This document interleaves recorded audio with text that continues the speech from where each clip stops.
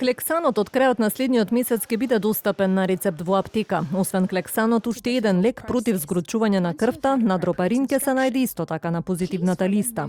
Партиципацијата која ќе се плаќа пак допрва треба да ја утврди фондот заедно со фирмите дистрибутери. Напорот ни е да за лековите што ќе бидат на позитивна листа нема доплата или таа доплата е регулирана однапред за да ги заштитиме пациентите од големи доплати.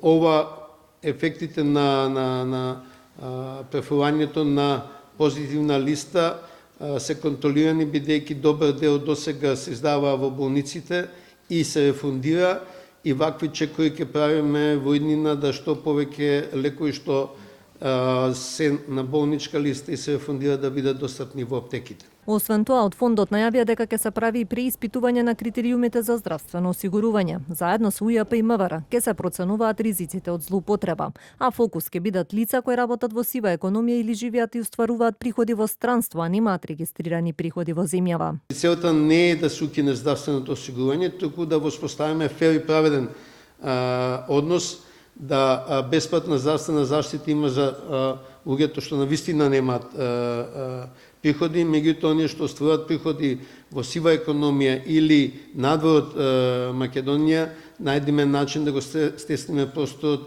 за овие злоупотреби. Според првиот човек на фондот, Македонија има еден од најсеопфатните закони во регионот кој обезбедува основ за здравствено осигурување за секој граѓанин со цел универзално здравствено осигурување за сите. Во моментов во системот на фондот се регистрирани 1.845.000 осигуреници.